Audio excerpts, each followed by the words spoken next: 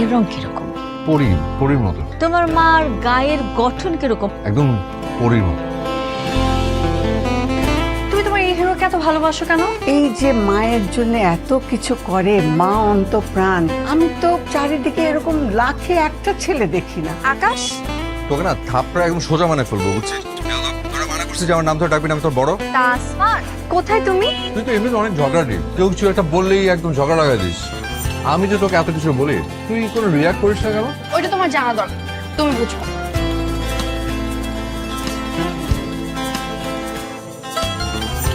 তোমার পুপির birthday celebrate করো না কেন বলো তো? পাগল নাকি তুই? আমি একটা বুড়ি মানুষ, আমার জন্মদিন পালন করবি? তোমার জন্মসাল কত? আমি জানি না। আমি তো বাবা মার প্রথম সন্তান। নানা নানি সেই যুগের মানুষ, ওনারা আমার জন্ম তারিখ লিখে রাখে নাই। তাহলে তুমি তোমার মায়ের জন্মদিন পেলে কিভাবে? আজকে যে জন্মদিন, এটা আমি অনেক গবেষণা করে বের করেছি। তুমি ঘুম পাড়ানি, আমার এই দুটো হাত নিয়ে তুই সবসময় কিসের ঘ্রাণ শুকিস? গল্পের রানী। তোমার ঘ্রাণ নেই মা, বুকটা ভরে ঘ্রাণটা নিলে বুকের ভেতরে সব কষ্ট, দুঃখ, বেদনা সবকিছু কিছু ভালো হয়ে যায়। সবচেয়ে দামি